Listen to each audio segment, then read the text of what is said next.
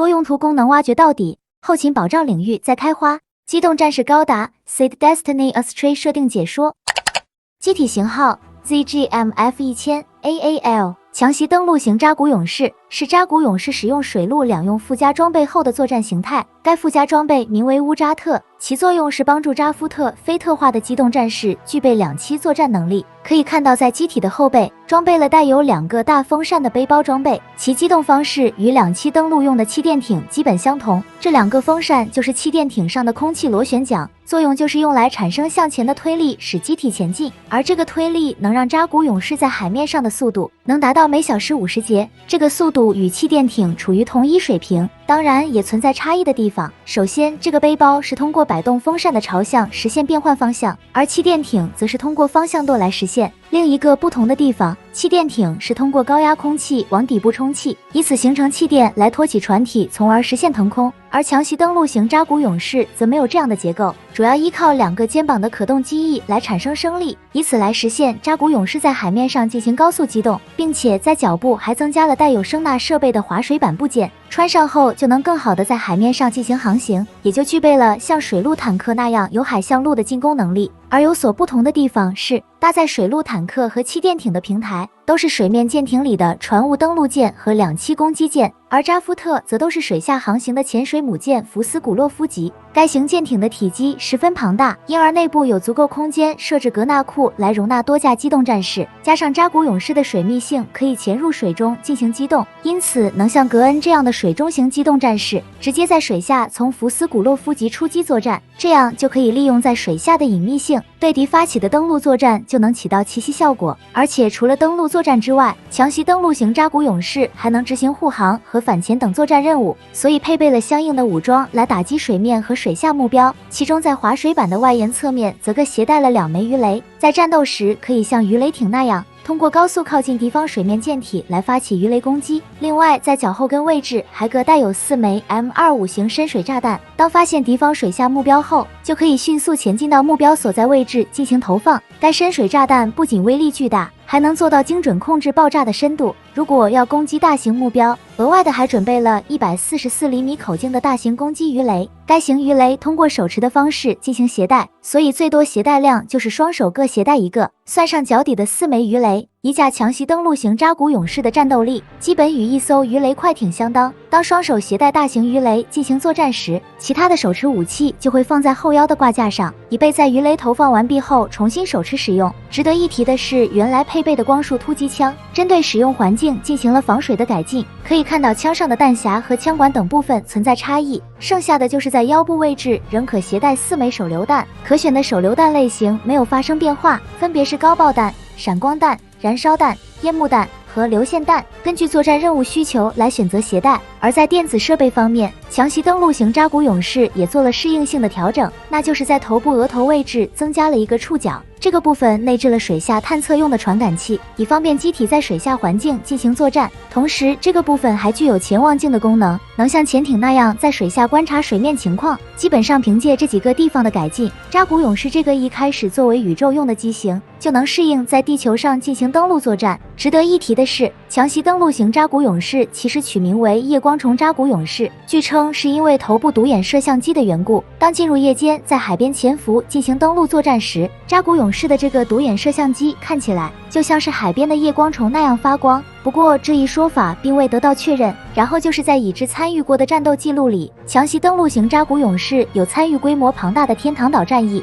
由于天堂岛基地的位置与海洋相邻，使得登陆作战就成为了其中一个非常重要的环节。这意味着攻守两方都会投入大量兵力在水下进行较量。而在这场战役当中，强袭登陆型扎古勇士就为扎夫特发挥了重要的作用。其中一个名为马里奥·格雷格斯的小队队长，他率领的强袭登陆型扎古勇士作战小队承担了护送另一支特战队进行登陆的作战任务。于是在天堂岛基地的守卫部队发起进攻的时候，这支强袭登陆型扎古勇士与其他水中型机动战士与守卫部队近段漩涡为代表的水下部队展开了激烈的战斗。虽然这场战斗的结果是这支作战小队全部阵亡，但他们负责护送的特战队成功突破了防御，为扎夫特拿下这场战役的胜利给予了很大的帮助。最终扎夫特完成了对天堂岛基地的占领，于是这场战役也就到此结束。另外，作为佣兵的凯特·马蒂坎也拥有强袭登陆型扎古勇士这一型机体。他驾驶的这一型强袭登陆型扎古勇士与扎夫特装备的相比没有什么改变，只是按他个人的行为方式，在机体涂装上增加了体现他个人特色的十字符号。而他这架机体目前已知的战斗记录是在受雇于自由记者杰斯·里布斯一同前往回收屋负责管理的巨型漂浮岛时发生的战斗。当时马蒂坎考虑到漂浮岛处于四面环海的环境，所以选择了驾驶强袭登陆型扎古勇士。正好在杰斯·里布斯到达漂浮岛进行采访的期间，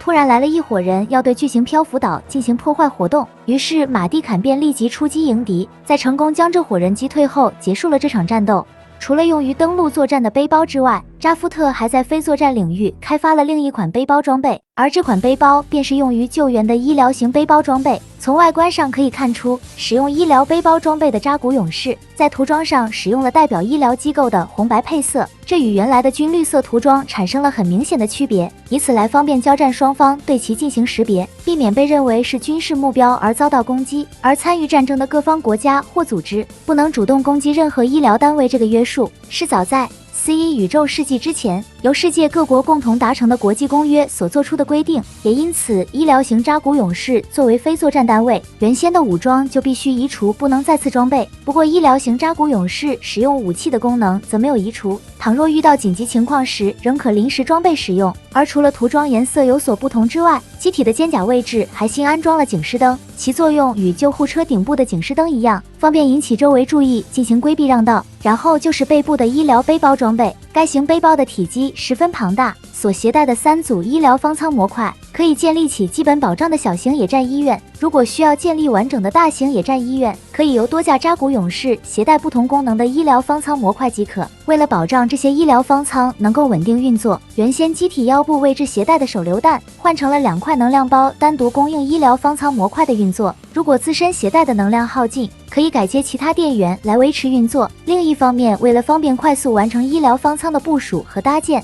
医疗型背包还带有起重机设备，这样就可以不需要其他装备的辅助，自己就能单独完成野战医院的布置和回收，并且医疗方舱模块两侧带有把手，这样扎古勇士通过手臂就能完成搬运和迁移的需要。当需要进行撤离转移时，医疗背包装备还要包裹着一层耐热防弹的材料，以此避免外部风险导致医疗设备损坏。到这里可以看出，由医疗功能、病房、技术保障组成的医疗体系，在医疗型扎古勇士上得到了高度集中，能够很好的适应当前战争环境进行医疗活动。特别是在发生尤尼乌斯7残骸坠入地球引发灾难的时候，这些医疗型扎古勇士作为扎夫特救援体系的一环，纷纷出动参与到了这场灾难的救援行动当中。大量物资搭乘各种运输工具，被送到了殖民星残骸波及的各个地方。而且除了食物和医疗等这些救援之外， Land 还提供了反中子干扰设备的技术支援，以便应对此次灾难中遭到破坏的核电站产生的核泄漏引发的次生灾害风险。而值得一提的是，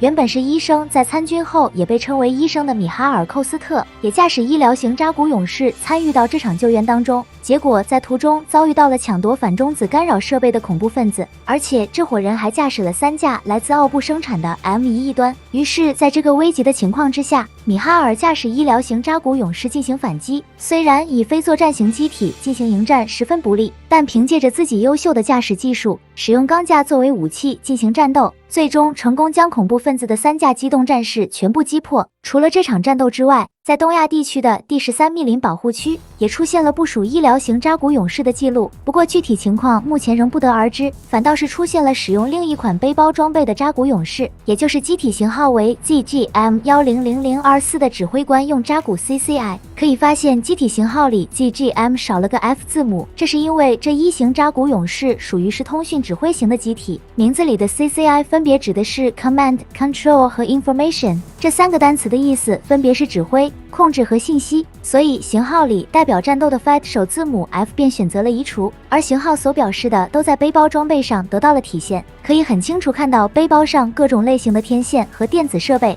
这些电子设备的功率要比扎古勇士本身的要强出不少。由此可见，扎夫特对这款机型相当重视，毕竟自从扎夫特大量投放了中子干扰器以来，使得无论在哪里进行战斗，通讯不畅导致指挥链路不顺，一直困扰着参战的每一方势力，所以扎夫夫特和地球联合军都加大投入，研发用于保障指挥和通信顺畅的辅助机型。因此，指挥官用扎古 CCI 能在有中子干扰器影响的电磁环境下，通过数据链与其他作战单位保持十分稳定的联系。而且为了进一步加强电子战性能，机体本身内部的各种子系统都进行了大幅度调整。可以说，跟原来的扎古勇士相比，内部构造完完全全变成了另一个机体。即便没有背后的背包装备，电子性能也比原来的要强出不少。像间接驱动系统在更新了之后，机体的通讯能力就得到了大大加强，还新增了精密计时仪与激光回转惯性诱导装置，从而提升了对目标坐标探测的精度。不过，众多的电子设备数量也带来了问题，